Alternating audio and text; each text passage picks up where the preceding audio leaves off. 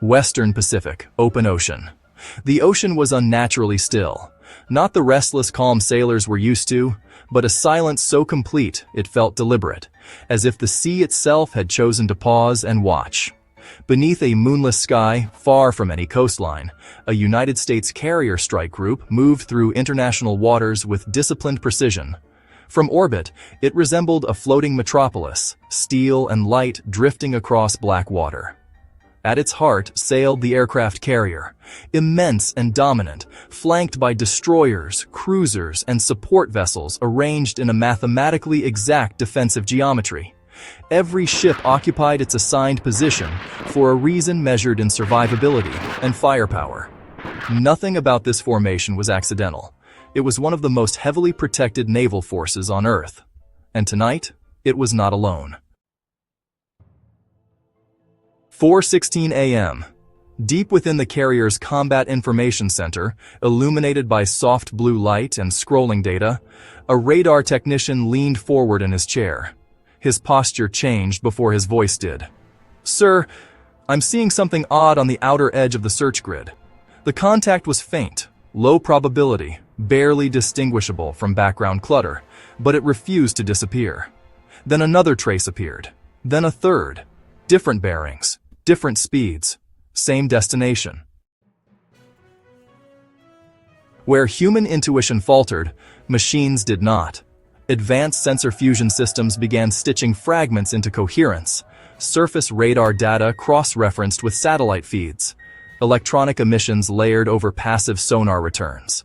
Patterns formed where none should exist. The conclusion arrived without drama, without alarm.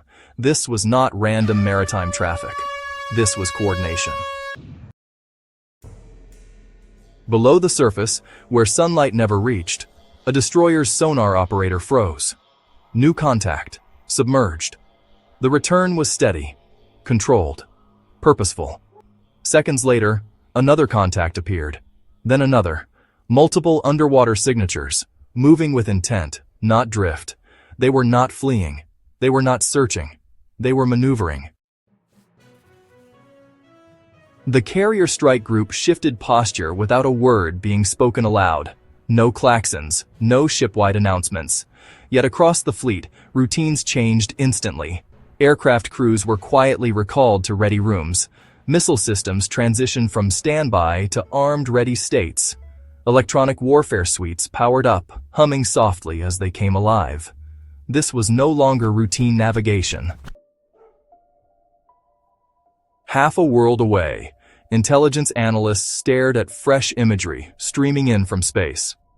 The silence in their room was heavier than the oceans. Chinese naval units, Russian surface combatants, operating together, not near port, not during an exercise, not as a coincidence. Their vectors intersected at a single point. Joint operations between China and Russia were not unheard of. But this was different. The timing was wrong. The geometry was wrong. The intent was unmistakable. This was not training. This was pressure. The report was concise, precise, and, deeply troubling. Chinese surface ships advancing from the west. Russian vessels approaching from the north. Subsurface contacts, likely from both nations, closing deliberately. Airspace above remained quiet, for now. 4:30 a.m. The trap begins to close. The carrier strike group adjusted course, just slightly. Not to flee, to optimize defensive coverage. The formation tightened. Destroyers pushed outward, extending missile umbrellas. Cruisers shifted to reinforce overlapping fields of fire. Every movement carried a message broadcast in silence. We see you. The electromagnetic spectrum changed. Low-level jamming crept in. Unusual signal spikes rippled across sensors. Radars flickered, then stabilized, then flickered again. Someone was probing. Testing reaction times, mapping responses, learning patterns. Sonar ambiguity vanished.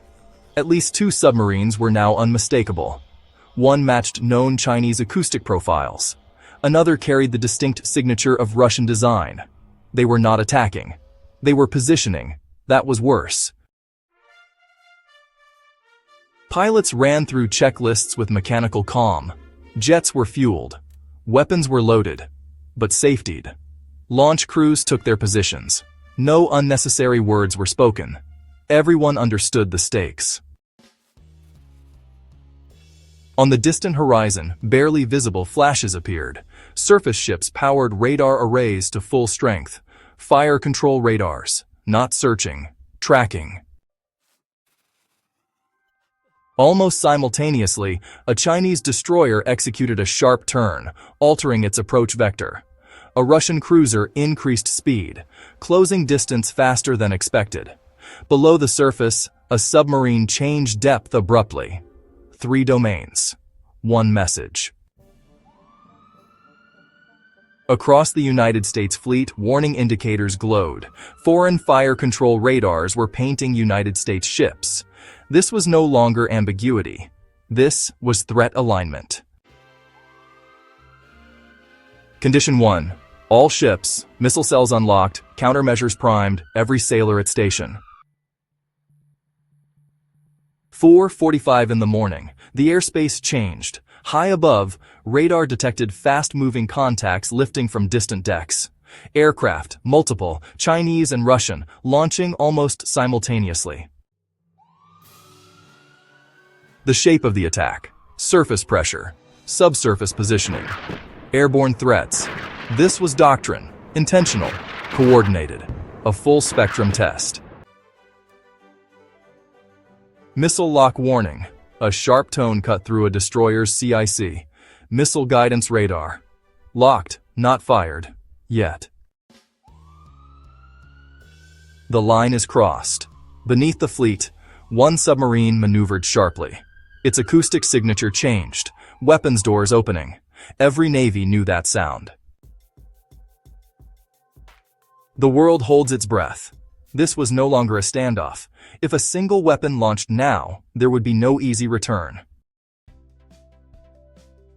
Engagement windows open. As inbound aircraft crossed critical range thresholds and underwater contacts closed simultaneously, combat systems synchronized automatically. Target solutions populated screens. Engagement windows opened. Seconds mattered, because what happened next would decide whether this became history or war.